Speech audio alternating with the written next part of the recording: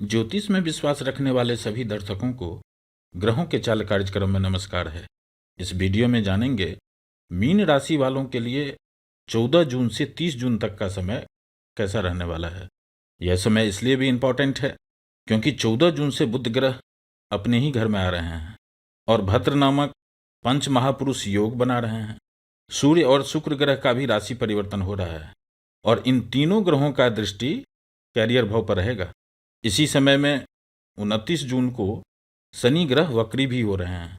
ग्रहों की यह स्थिति अब क्या सिचुएशन बना रहे हैं, मुख्य रूप से इस वीडियो में इन्हीं बातों पर डिस्कस करेंगे। यह गणना चंद्र राशि पर आधारित है, यानी जिन जातक के जन्म पत्रिका में चंद्रमा मीन राशि में स्थित है, जहां 12 लिखा है, उन जातक को मीन राशि का जातक कहा जाता है। आप इस वीडियो को लग्न से भी देख सकते हैं। मित्रों, सबसे पहले स्वास्थ्य की बात करते हैं।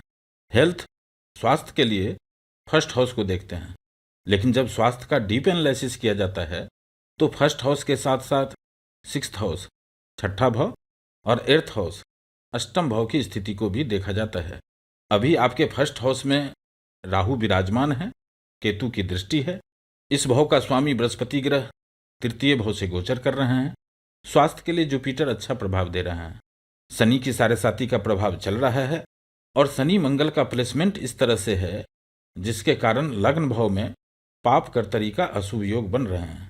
अब छठे भाव की स्थिति को देखते हैं तो इस भाव पर शनि ग्रह की दृष्टि है, लेकिन इसके भाव का स्वामी सूर्य ग्रह केंद्र भाव से गोचर करेंगे। यह अच्छी स्थिति बन रही है। अब अष्टम भाव की स्थिति को देखते हैं तो इस भाव पर मंगल ग्रह की दृष्टि है और इस भाव का स्वामी शुक्र ग्रह भी केंद्र भाव से ही गोचर कर रहे हैं। इन सभी स्थिति का कंबाइंड इफेक्ट जो आपको मिलने वाले हैं वह अगले 16 दिन तक आपका स्वास्थ्य, शारीरिक रूप से तो आप ठीक रहेंगे। छोटे मोटे चोट लग जाना, पैरों में दर्द होना, आंख से संबंधित भी कोई समस्या हो सकती है और फिर वह ठीक भी हो जाएंगे, इसलिए इसमें कोई चिंता करने की बात नहीं है। लेकिन इस समय में मानसिक रूप से आप तनाव में रहेंगे। खास करके 29 जून के बाद जब शनि ग्रह वक्री अवस्था में गोचर करेंगे तब मन भयभीत होना, अंदर ही अंदर डर लगना, इस तरह के प्रभाव भी देखने को मिलेंगे। वैसे यह डिपेंड करता है कि आपके कुंडली में शनि ग्रह की क्या स्थिति है। कुल मिलाकर स्वास्थ्य की स्थिति अच्छा रहने वाला है। अब शनि ग्रह की बात जब हो ही रही है तो पहले शनि ग्रह की स्थिति को ही देख लेते हैं। अभी मीन राशि वालों के लिए शनि ग्रह का हर एक ट्रांजिट, हर एक बदलाव इसलिए इंपॉर्टेंट है क्योंकि अभी शनि ग्रह आपको साढ़े साती का प्रभाव दे रहे हैं। अब इसी महीने 29 जून को ही शनि ग्रह 143 दिनों के लिए लगभग 4.5 महीनों तक वक्री अवस्था में ही रहेंगे।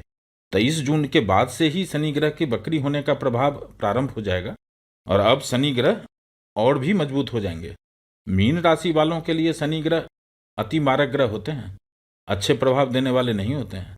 इसलिए जब भी शनि ग्रह 12th हाउस में, द्वादश भाव में मजबूत होंगे तो मीन राशि वालों को क्या देंगे? जो शनि ग्रह का कारक है।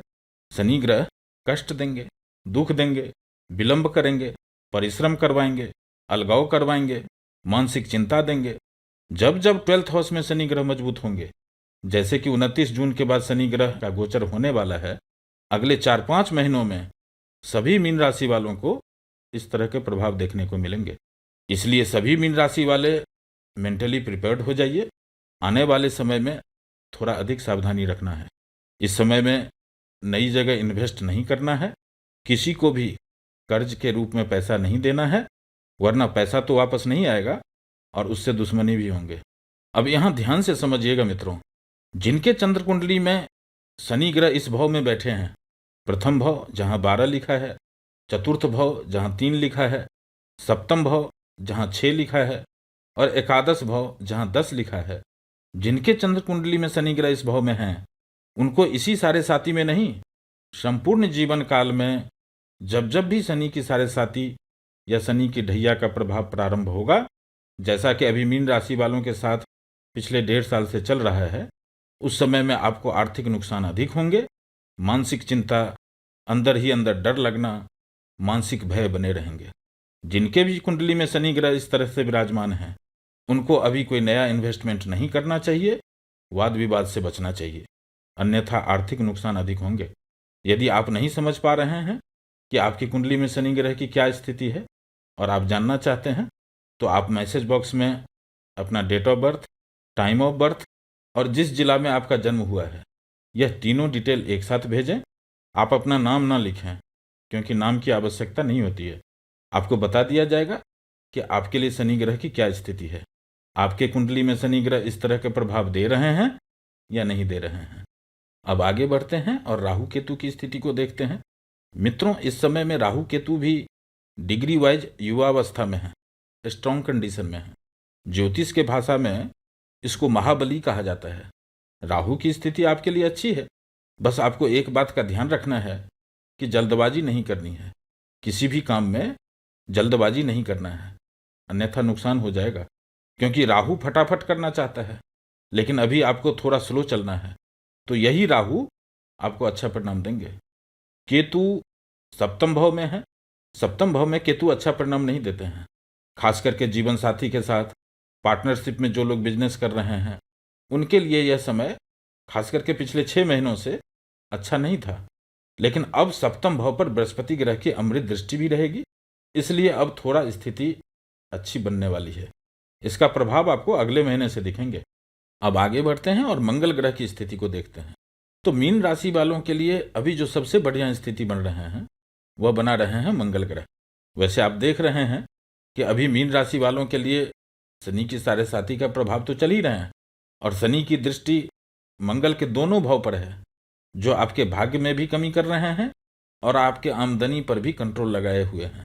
और अभी तो शनि ग्रह की दृष्टि मंगल ग्रह पर भी है, जो आपके लिए चक्का जाम की स्थिति बनाए हुए हैं। लेकिन मंगल ग्रह भी स्ट्रॉन्ग कंडीशन में है, इसलिए मंगल ग्रह निश्चित रूप से आपको अच्छे परिणाम देंगे। भाग्य में भी वृद्धि करेंगे, कुछ जमा धन में भी, बैंक बैलेंस में भी स्थिति में सुधार होंगे।